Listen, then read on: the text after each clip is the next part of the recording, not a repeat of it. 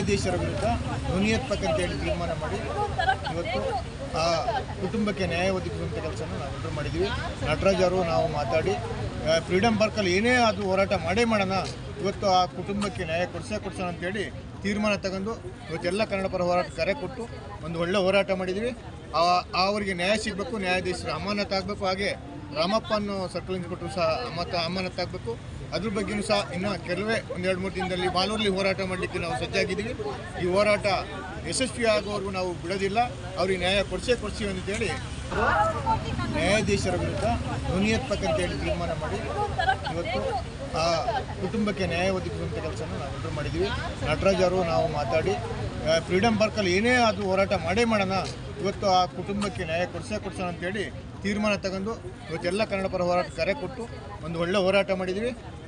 ಅವರಿಗೆ ನ್ಯಾಯ ಸಿಗಬೇಕು, ನ್ಯಾಯಾಧೀಶರು ಅಮಾನತ್ ಆಗಬೇಕು, ಹಾಗೆ ರಾಮಪ್ಪನ ಸರ್ಕಲ್ ಕೊಟ್ಟರು ಸಹ ಅಮಾನತ್ ಆಗಬೇಕು. ಅದ್ರ ಬಗ್ಗೆಯೂ ಸಹ ಇನ್ನು ಕೆಲವೇ 1-2-3 ದಿನದಲ್ಲಿ ಬಾಲೂರಲ್ಲಿ ಹೋರಾಟ ಮಾಡಲಿಕ್ಕೆ ನಾವು ಸಜ್ಜಾಗಿದ್ದೀವಿ. ಈ ಹೋರಾಟ ಯಶಸ್ವಿ ಆಗೋವರೆಗೂ ನಾವು ಬಿಡೋದಿಲ್ಲ, ಅವ್ರಿಗೆ ನ್ಯಾಯ ಕೊಡ್ಸಿ ಅಂತೇಳಿ